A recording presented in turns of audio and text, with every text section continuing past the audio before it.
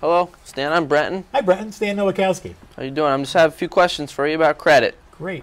So when I surf the web, I always see these pop-ups asking me if I want my credit score. Why is this important, and what is credit? Well, these pop-up ads are trying to get you to give them information, and they can give you information to get your credit report. And your credit report is important because it tells everyone, including yourself, how you pay back your loans, how you pay back your credit cards, and that's important for other people to know that if they want to lend you money. So how do I establish good credit, and what do I need to do? Well, to establish good credit, I'd start with working with a bank or a credit card, or maybe your first car loan, and then after you make that loan, make sure you make the payments on time. Don't overdraw your credit card. It's like overdrawing a checking account. So if they give you a line of credit of $500, don't charge it above $500. So how much is enough?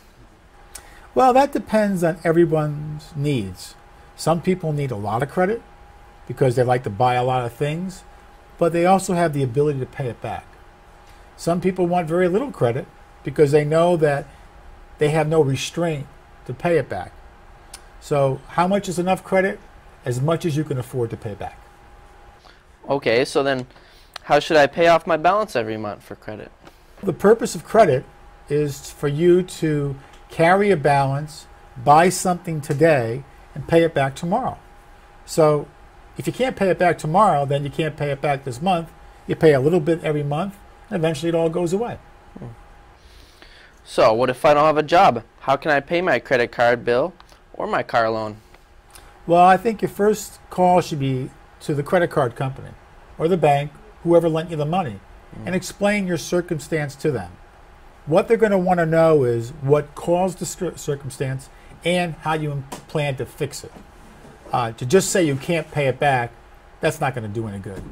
If you say you can't pay it back because I just lost my job and I'm starting a new job next week, and can you wait an extra 2 weeks, that's a good reason. Who would look at my credit report and why? What does it include? Well, your credit report would be used by a lot of people. Could be used when you apply for a student loan. Could be used when you buy a new car. It could be used when you rent your first apartment and the landlord wants to see how did you pay people back.